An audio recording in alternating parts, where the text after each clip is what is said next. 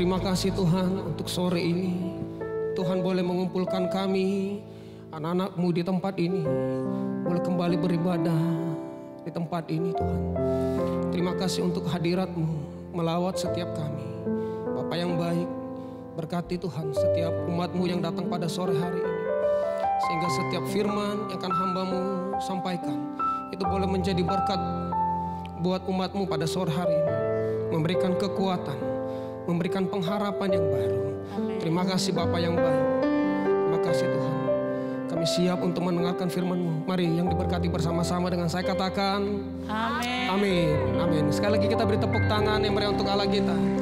Haleluya. Silakan duduk Bapak Ibu Saudara sekalian.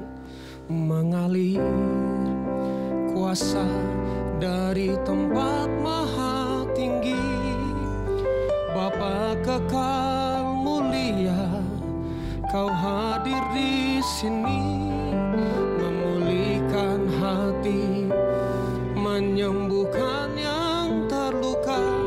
Ku kan tenang bersamamu Bapa. Mari kita nyanyikan bersama-sama. Mengalir kuasa dari tempat maha tinggi, Bapa kekal mulia, Kau hadir di sini, memulihkan hati, menyembuhkan yang terluka. Ku kan tenang bersamamu Bapa. Amin. Mari kita buka Alkitab kita di dalam Markus pasal yang ke-6 ayat yang ke-3.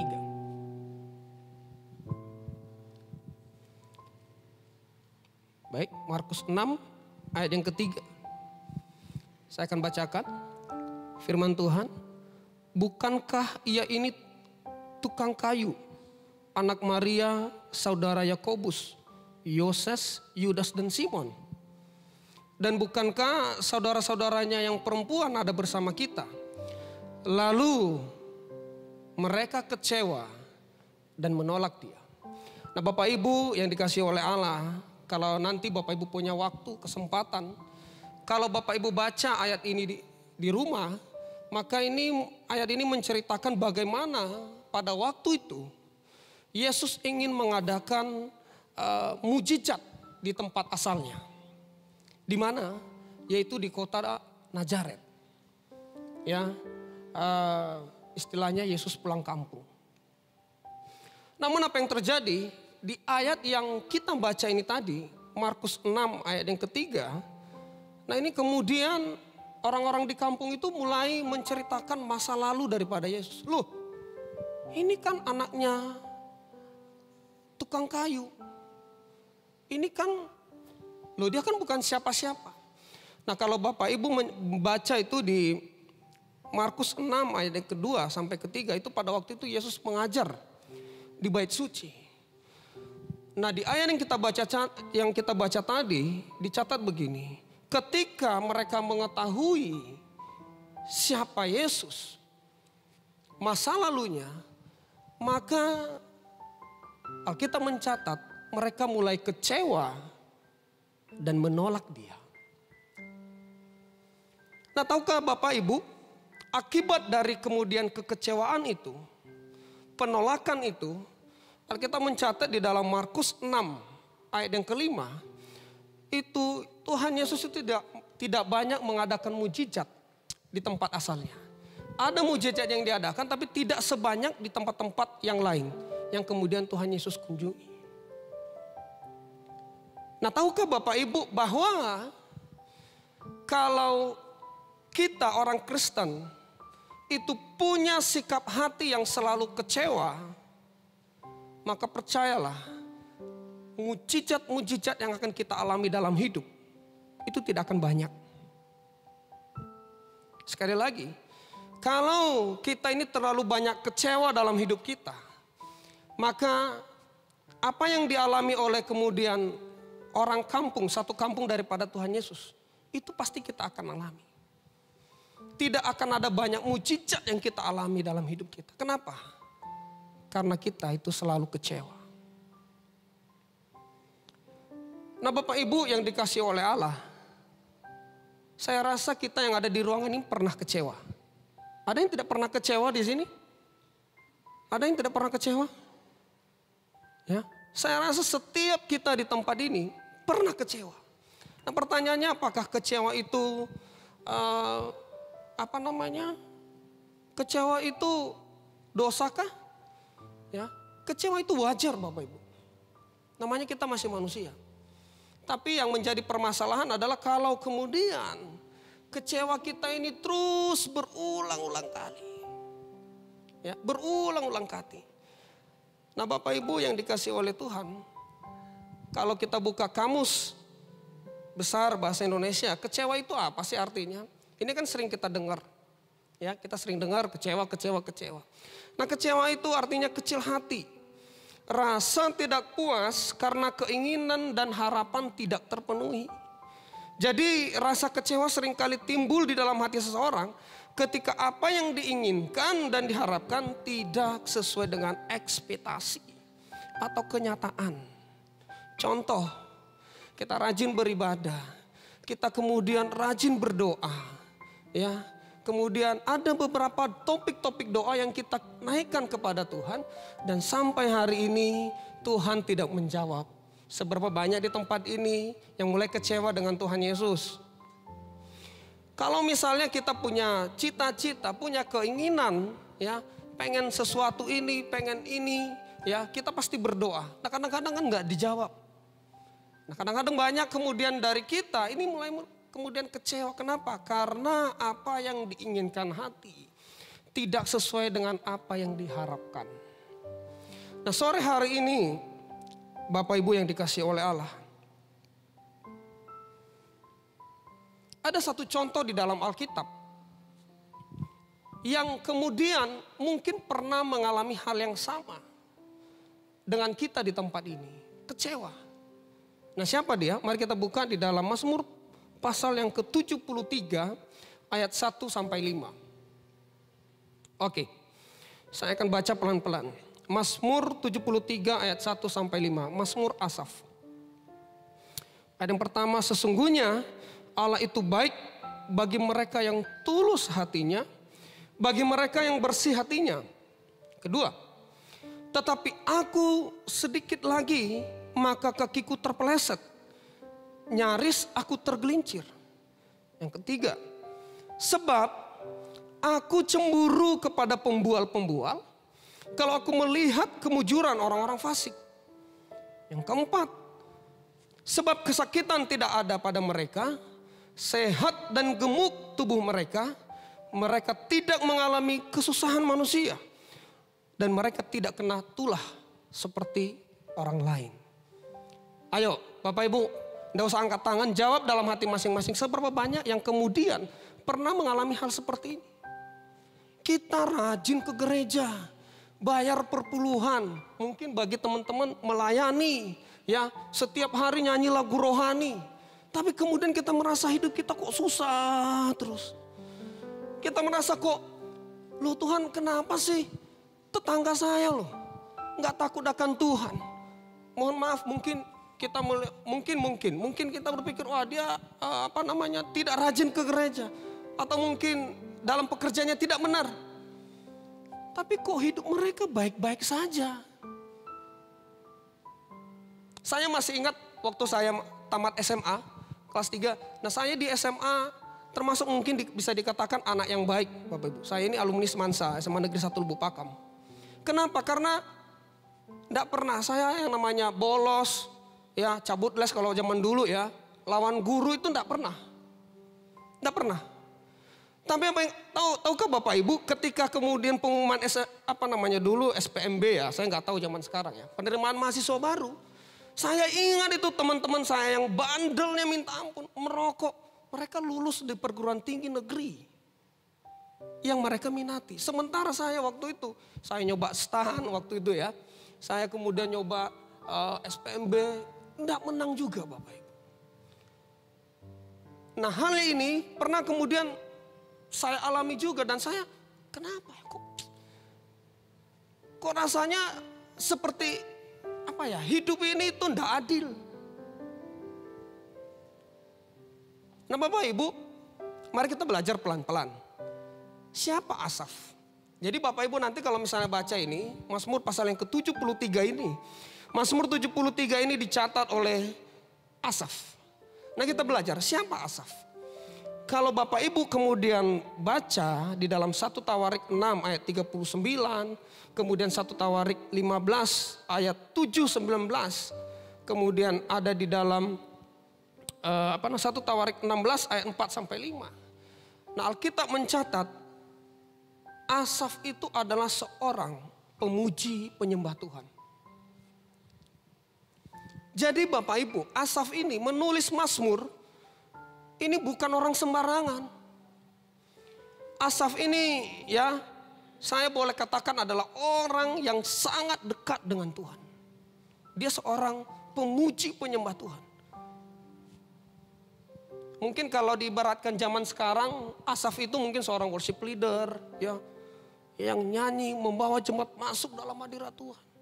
Ini mungkin, waduh, kalau kita baca, kalau Bapak Ibu nanti baca di dalam Perjanjian Lama, maka Asaf yang namanya seorang pemuji penyembah itu benar-benar menjaga kehidupannya itu supaya tidak najis. Benar-benar menjaga kekudusan. Nah bayangkan Bapak Ibu, seorang yang sangat dekat dengan Tuhan bisa menuliskan sebuah keluh kesah seperti ini. Nah saya tidak tahu Bapak Ibu di tempat ini ada yang sedang kecewa. Nah semoga firman kemudian yang saya sampaikan pada sore hari ini boleh mengubah paradigma kita. Mengubah kemudian hati kita untuk tetap berpegang teguh kepada Tuhan. Nah saya akan lanjut. Apakah kemudian ketika Asaf berbicara di ayat yang kita baca tadi, apakah stop sampai di situ? Tidak Bapak Ibu. Kita akan lanjutkan di dalam Mazmur 73 ayat 13-16. Nah Asaf berkata begini lagi, dilanjutkan. Saya akan baca. Ayat yang ke-13. Sia-sia sama sekali aku mempertahankan hati yang bersih. Dan membasuh tanganku tanda tak bersalah. 14. Namun sepanjang hari aku kena tulah. Dan kena hukum setiap pagi. 15. Seandainya aku berkata aku mau berkata-kata seperti itu. Maka sesungguhnya aku telah berkhianat kepada angkatan anak-anakmu. 16. Tetapi ketika aku bermaksud untuk mengetahuinya, hal itu menjadi kesulitan di mataku. Bapak Ibu yang dikasihi oleh Allah, kalau Anda ini seorang yang suka nulis, seorang penyair, Anda akan pasti ngerti bagaimana pedih dan kecewanya hati Asaf ketika menuliskan Mazmur ini. Bayangkan Bapak Ibu di ayat yang ke-13 sampai kemudian Asaf berkata begini. Sia-sia sama sekali aku mempertahankan hati yang bersih dan membasuh tanganku tanda tak bersalah. Mungkin kita di tempat ini mungkin berkata seperti sia-sia dong selama ini saya rajin ke gereja. Sia-sia selama ini saya melayani Tuhan. Sia-sia selama ini saya hidup jujur. Kalau kemudian rasanya hidup ini tidak adil. Saya melihat orang-orang yang tidak takut akan Tuhan malah lebih diberkati. Ya, orang-orang yang melakukan kejahatan malah kemudian mereka itu hidupnya aman-aman saja. Wow. Saya ketika baca ayat ini saya bisa merasakan apa yang dirasakan oleh Mazmur Asaf. Nah, tahukah Bapak Ibu? Banyak kita orang-orang Kristen, ya, dan dalam tanda kutip orang-orang yang takut akan Tuhan, yang kemudian mengalami hal yang sama. Doa kita tidak dijawab, maka kita akan mulai kecewa kepada Tuhan. Kita tidak dihargai, maka kita kemudian mulai sedikit kecewa. Keinginan kita tidak tercapai, kita mulai kecewa. Bagi anak-anak muda yang punya target misalnya umur sekian harus menikah. Kemudian lewat batas dari target. Mulai, waduh ini udah gak benar ini Tuhan. Apalagi zaman-zaman sekarang ini Bapak Ibu. Ya, yang semua akibat pandemi ini semua lini. Ini kena. Apakah kemudian kita masih bisa berkata bahwa kita mau tetap dekat dengan Tuhan? membuang kekecewaan kita. Nah, Asaf ini mengalami hal ini Bapak Ibu. Saya pelajari bahwa Asaf itu adalah orang-orang yang benar-benar dekat dengan Tuhan. Yang kesehariannya itu hanya memuji menyembah Tuhan. Saya ketika kemudian mempelajari ini, saya sampai sampai nggak habis pikir Bapak Ibu. Kenapa ya orang yang kemudian dekat dengan Tuhan bisa kemudian sampai menuliskan Mazmur ini? Berarti ini benar-benar curahan hati yang sedang dialami oleh Asaf. Ada yang mengalami seperti ini, seperti Asaf pada sore hari ini. Kita mulai kecewa sama ini, kecewa. Makanya Bapak Ibu yang dikasihi oleh Tuhan. Untuk kemudian membuang rasa kekecewaan ini, mari kita belajar untuk tetap mengandalkan Tuhan di dalam segala hal. Jangan pernah mengandalkan manusia. Kenapa? Ketika kita mengandalkan Tuhan di dalam segala hal, maka kita akan selalu berkata dalam hati, mengalir kuasa dari tempat maha tinggi, Bapa kekal mulia, Kau hadir di sini, memulihkan hati, menyembuhkan yang terluka, ku kan tenang bersamamu. Mari nyanyikan dengan segenap hati, mengalir kuasa dari tempat maha tinggi, Bapa kekal mulia, Kau hadir di sini, memulihkan hati, menyembuhkan yang terluka, ku kan tenang bersamamu, Bapa. Nah, Bapak Ibu yang dikasihi oleh Allah, lalu bagaimana caranya untuk kemudian menghilangkan rasa kekecewaan? Seperti yang di awal tadi saya katakan bahwa kecewa itu adalah manusiawi. Tapi yang menjadi permasalahan adalah kalau setiap harinya kemudian berlama-lama kita membawa kekecewaan itu dalam hati kita. Nah, apa yang terjadi? Maka itu akan menimbulkan yang namanya akar pahit yang sangat susah untuk disembuhkan. Bapak Ibu, banyak orang Kristen ketika mengalami yang namanya kekecewaan, rata-rata itu kemudian mulai menarik diri dari pertemuan-pertemuan ibadah. Kalau melayani mulai menarik, oke, saya stop dulu pelayanan. Kalau kita yang tadinya rajin berdoa, rajin kemudian baca Alkitab, ya biasanya ketika doa-doa kita tidak dijawab, maka kita mulai memperjarak daripada apa yang kita lakukan. Di dalam Ibrani pasal yang ke-12 ayat 15, nah dikatakan seperti ini.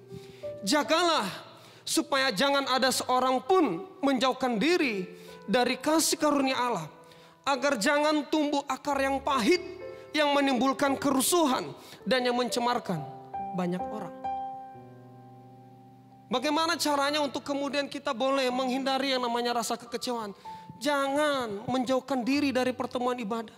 Jangan menjauhi hadirat Tuhan. Jangan kemudian mulai membuat jarak kepada Tuhan. Banyak orang ketika seperti yang saya katakan tadi, ketika doanya tidak dijawab, maka dia mulai menyalahkan Tuhan dan mulai menarik diri dari hadirat Tuhan. Banyak pelayan yang saya temui ketika mengalami permasalahan, bukan makin mendekat sama Tuhan, tapi kemudian makin oke, saya stop dulu pelayanan. Banyak jemaat Tuhan anak-anak muda ketika doanya tidak dijawab, ketika kemudian apa yang diharapkan tidak tercapai, maka dia mulai berkata, oke, baik, fine, gak apa-apa. Tapi sekarang gak ada yang namanya Tuhan-Tuhan.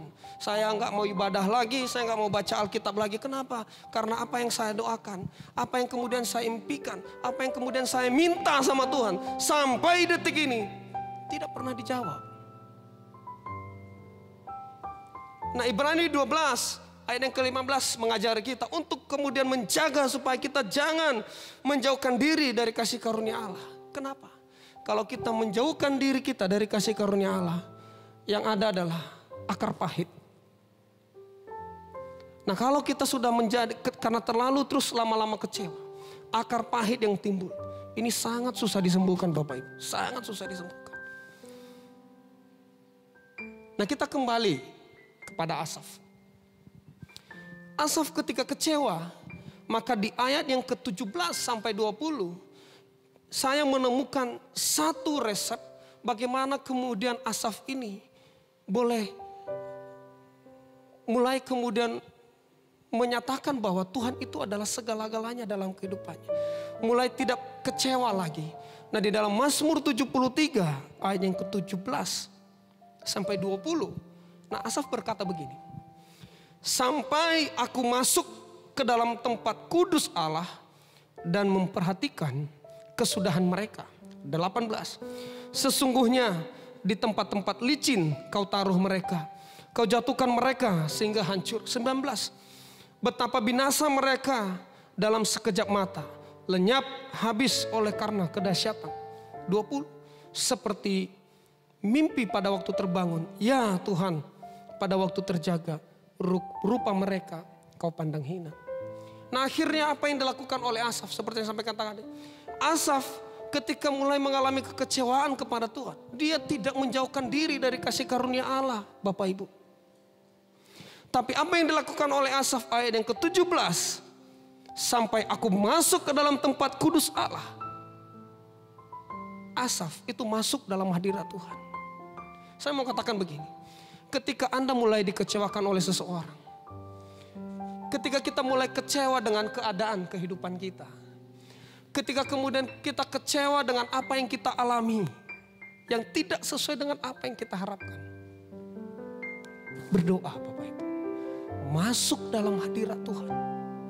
Tenangkan dirimu dalam hadirat Tuhan. Tahukah Bapak Ibu, ketika kita terpuruk, dalam keadaan terpuruk, siapa yang mau menolong?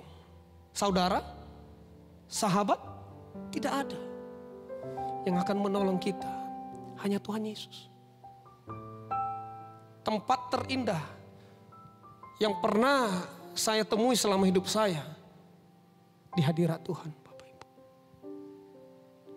Nah, Asaf itu kemudian mulai menyadari bagaimana akhir hidup dari orang-orang yang tidak benar tadi. Dia mulai mengetahui bagaimana akhir hidup daripada orang-orang yang tidak takut akan Tuhan tadi. Yang tadinya dia iri, Bapak Ibu. Kan kita sering seperti itu, sering, benar. Kita lihat loh, saya lihat ini teman kerja saya ini tidak benar hidupnya.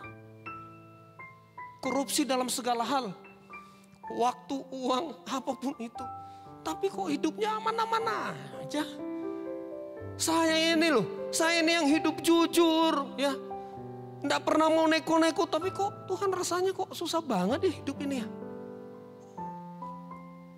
Saya lihat teman saya dalam hal kompetisi, berkompetisi tidak pernah jujur, tapi kok aman-aman saja. Saya ini loh Tuhan bertahun-tahun melayani, tapi kok hidup saya kok gini-gini aja. Ada yang pernah mengalami seperti itu, Bapak Ibu? Saya berani ngomong seperti ini karena saya juga, Bapak Ibu, dalam pelayanan saya pernah sempat kecewa kepada Tuhan. Benar, saya bertahun-tahun melayani. Dulu ya, saya itu kan bolak-balik Medan Lubuk Pakam melayani. Saya akan akhiri dengan kesaksian ini. Nah, Bapak Ibu, suatu saat kalau Bapak Ibu jemaat yang lama di sini, maka Bapak Ibu akan tahu di Lubuk Pakam ini dulu ada yang namanya KTM, Kebaktian Tengah Minggu. Atau dulu sekarang diganti dengan sebelum ada pandemi ada doa malam setiap Selasa. Nah, kadang-kadang karena kelamaan, saya kan dulu nggak punya kendaraan, Bapak Ibu. Saya itu Medan Lubuk Pakam tuh naik turun angkot, Bapak Ibu. Nah, kadang-kadang ketika selesai ibadah, kita kan kadang-kadang sebagai manusia ya enggak dikasih tumpangan pun minimal ditanya lah. Hati-hati ya di jalan, kalau enggak nginep di rumah saya aja. Enggak pernah Bapak Ibu. Enggak pernah ada yang nanya seperti itu. Serius. Dan saya lakukan itu bertahun-tahun. Dari saya D3, lanjut S1, saya selesaikan S2 saya. Itu Medan Lubuk Pakam. Jadi amplas. Ya, banyak hal yang saya alami dalam hal pelayanan. Kalau saya cerita kita nggak pulang-pulang ini Bapak Ibu. Di amplas, saya nunggu angkot sampai jam 12 malam. Karena nggak ada lagi. Dari Lubuk Pakam jam 10 baru selesai ibadahnya. naik angkot, ya. Saya pernah mengalami itu, ya kecewa lah sedikit. Tapi kemudian apakah kemudian oke, Tuhan, mereka nggak memperhatikan saya, ya. Oke, saya berhenti pelayanan dan saya nggak ada Tuhan. Enggak, saya nggak berhenti. Tetap saya melayani. Suatu saat ketika saya naik angkot, ya, lihat orang naik mobil. Tuhan tolonglah kasih saya mobil, Tuhan tolonglah. Tuhan tahu nggak? Saya ngomong dalam hati, kalau Tuhan kasih saya mobil, saya pasti akan lebih giat melayani. Dijawab Tuhan, enggak Bapak Ibu, enggak. Enggak dijawab. Tuhan kasih sepeda motor dulu. Nah, saya mau katakan bahwa segala sesuatu apa yang kita alami dalam hidup, kalau kita terlalu berlama-lama dalam kekecewaan, kita tidak akan diberkati. Tahukah Bapak Ibu, kalau kemudian saya bawa perasaan saya, ya, oke, saya tidak dihargai, oke, saya berhenti dalam pelayanan. Hari ini saya tidak akan berdiri dan bersaksi di hadapan Bapak Ibu. Kalau hidup kita tidak diberkati, mari jangan salahkan Tuhan. Tapi apa yang harus kita lakukan? Perbaiki diri kita. Perbaiki hati kita. Bersihkan hati kita. Berdoa dan masuk dalam hadirat Tuhan. Di dalam hadirat Tuhan akan ada ketenangan. Katakan amin. Kalau kita kemudian doa-doa kita yang tidak dijawab oleh Tuhan, jangan salahkan Tuhan. Jangan sikit-sikit, aduh Tuhan, mengeluh. Jangan. Apa yang harus kita lakukan? Seperti yang saya katakan tadi, perbaiki diri kita, bersihkan hati kita, dan masuk di dalam hadirat Tuhan. Kenapa? Di dalam hadirat Tuhan akan ada ketenangan. Dan di dalam hadirat Tuhan Anda akan menemukan jawaban-jawaban doa Anda. Mari kita bangkit berdiri bersama-sama. Mengalir kuasa dari tempat maha tinggi, Bapa kekal mulia, Kau hadir di sini, memulihkan hati, menyembuhkan yang terluka. Ku kan tenang bersamamu. Oh, mengalir kuasa dari tempat maha tinggi, Bapa kekal mulia, Kau hadir di sini, memulihkan hati, menyembuhkan yang terluka. Ku kan tenang bersamamu, Bapa. Nah, mari 5 menit kita akan berdoa bersama-sama. Mari kita angkat kedua belah tangan kita tinggi-tinggi di hadapan Tuhan. Tuhan Yesus yang baik, Tuhan yang tahu apa yang kami perlukan, Tuhan yang lebih tahu apa yang menjadi kebutuhan kami. Kalau di tempat ini Tuhan, kami pernah kecewa terhadap Engkau. Dengan segenap hati kami memohonkan ampunan-Mu. Ampuni kami. Mari mulai berdoa Bapak Ibu.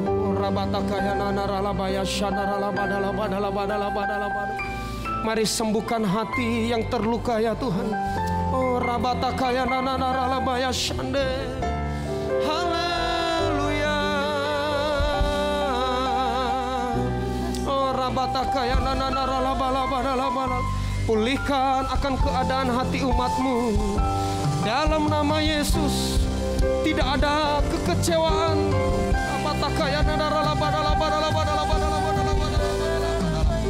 Tuhan menyembuhkan setiap hati yang terluka, membalut setiap hati yang terluka.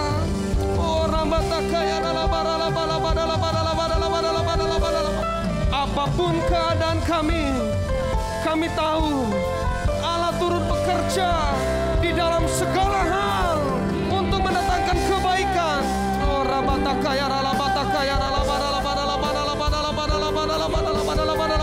Mari berdoa Bapak Ibu.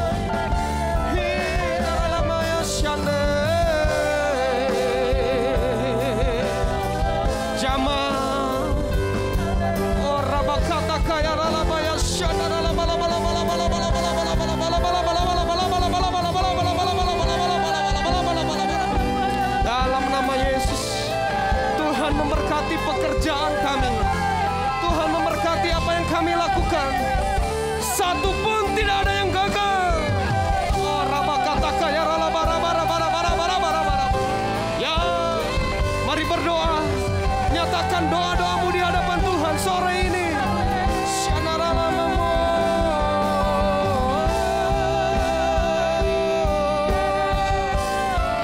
Hadiratmu memberikan kekuatan dalam nama Yesus.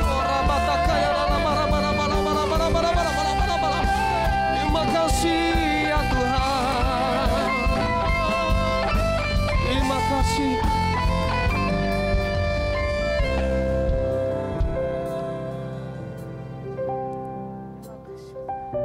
Yesus.